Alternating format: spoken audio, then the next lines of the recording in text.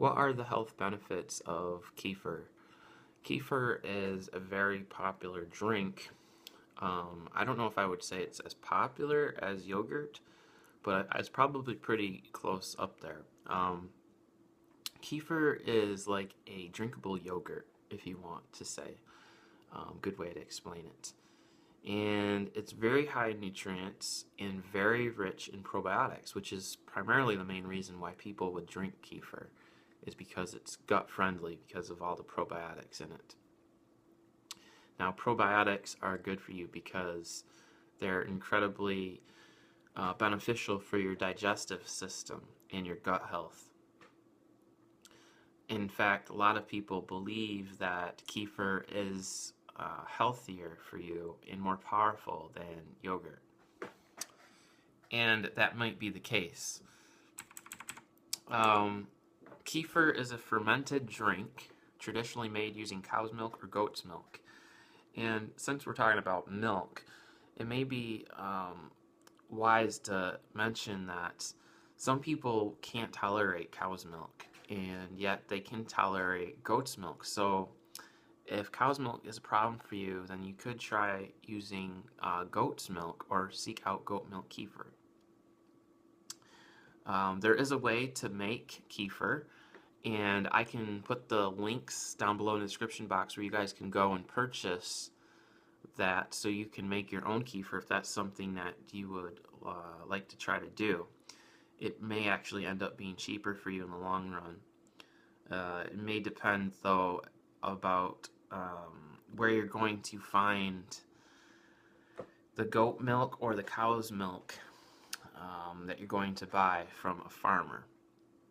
Now, if you do end up choosing to make your own kefir, I would look for cows and goats that are raised on pasture, so they're eating the grass. You know, their natural diet is going to be much healthier for you than cows that are fed grains.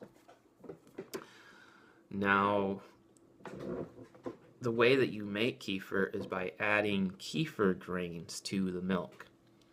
These are not grains in the conventional sense, so they're not like rice or wheat or anything like that, but they're cultures of yeast and lactic acid bacteria that resemble a cauliflower in appearance. And over a period of 24 hours or so, the microorganisms in the kefir grains multiply and ferment the sugars in the milk, turning it into kefir. Then the grains are removed from the liquid and can be used again. So this is why it is cost friendly, and it can actually save you money over the long run because you can use it over and over and over. And a good way to store the kefir after you make it is in glass jars. And you can buy these kefir grains, which I can put a link of this below in the description box. Kefir actually originated from parts of Eastern Europe and Southwest Asia. The name is derived from the Turkish word keyif, which means feeling good after eating. The lactic acid bacteria turn the lactose in the milk into lactic acid. So kefir tastes sour like yogurt, but has a thinner consistency, so it's more drinkable, like I was mentioning in the beginning of the video.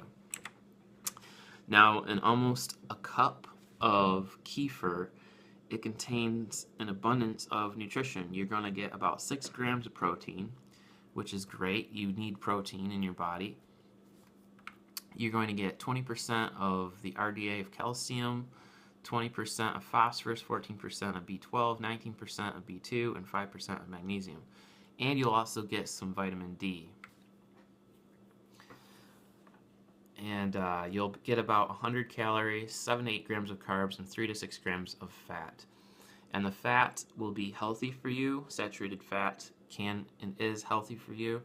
I know that's not the conventional wisdom that a lot of people hear.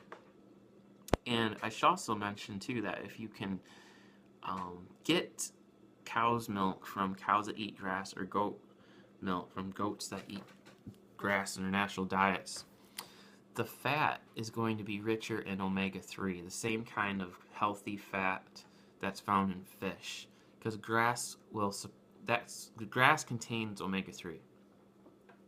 So the fat will actually be even healthier for you. It'll be very anti-inflammatory, which is very good.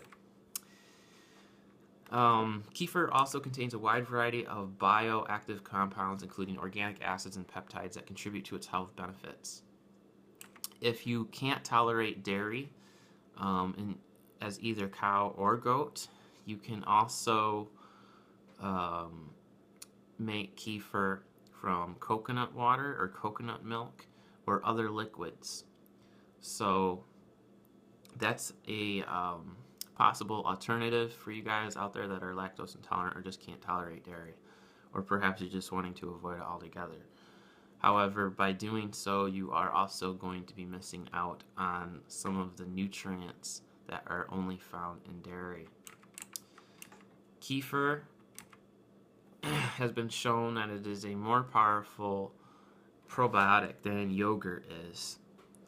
Some microorganisms can have beneficial effects on health when ingested. Known as probiotics, these microorganisms can influence health in numerous ways, including digestion, weight management, and mental health.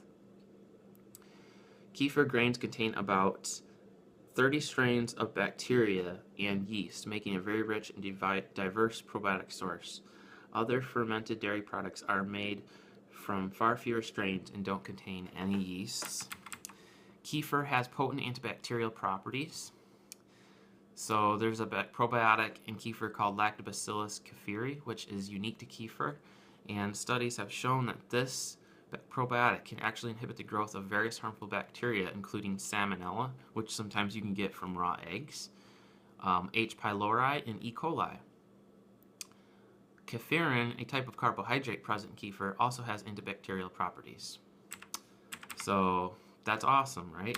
Antibacterial properties. Kefir can also improve your bone health, and it can lower the risk of osteoporosis. So you're actually going to get some calcium from drinking kefir, which is important for strong bones, but also you need other minerals like magnesium. But speaking of osteoporosis, what is that? Well, that is basically porous bones. So it's characterized by deterioration of bone tissue and is a massive problem in Western countries, especially because a lot of people are just drinking a lot of monster drinks and soda with phosphoric acid. And yes, over time, if you drink this stuff all the time and you make it a daily habit, you're going to leach calcium from your bones, because your body has to neutralize this acid. It has to neutralize it somehow. So it pulls the calcium out of the bones, and your bones get weaker over time, gradually. Now, if you want to have a drink of soda or something like that once in a while, it's not going to kill you. What the problem is it's this daily consumption. It's a lifestyle pattern of eating the bad foods, and that's what's killing and making people's bones bad. It is especially common among elderly women and dramatically raises the risk of fractures. Also important for maintaining strong bones is vitamin K2. This nutrient plays a central role in calcium metabolism, and supplementing with it has been shown to reduce the risk of fractures by as much as 81%. And this is one of the what's called the X factor that Dr. Weston A. Price, who was a dentist who went around, studied primitive people and wanted to know why they had such a low rate of cavities in their populations. He found that there's this activator X, he called it, which I think now they say is K2. He just didn't know about it, probably back then. Was found in a lot of their pasture-raised foods, like their butter, their yogurt, their milks, things like that. It had K2, and that's why it's so good for your bones. And that's also why their teeth were strong and were avoiding cavities. Kefir may also be protective against cancer. The probiotics in fermented dairy products are believed to inhibit tumor growth by reducing formation of carcinogenic compounds, as well as by stimulating the immune system. One study found that kefir extract reduced the number of human breast cancer cells by 56% compared with only 14% for yogurt extract. The probiotics in it may help with various digestive problems. So people that have like IBS or ulcers that are caused by H. pylori and various other digestive problems such as diarrhea. Kefir is generally well tolerated by people who are lactose intolerant because regular dairy contains lactose.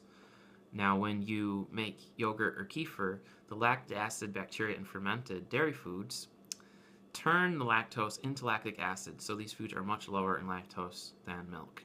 They also contain enzymes that can help break down the lactose even further. And because of this, people that used to have to avoid lactose can now tolerate it much better. Kefir may help improve symptoms of allergies and asthma because of their anti-inflammatory properties that are good for the system, and also it helps to suppress inflammatory responses that are related to allergy and asthma. And kefir is very easy to make, and I can put some of the directions of how to do that down in the description box. So guys, thanks for watching this video. I hope that this was an informative video about kefir and why you should really include it in your diet if you can. Thanks again, and I'll see you later.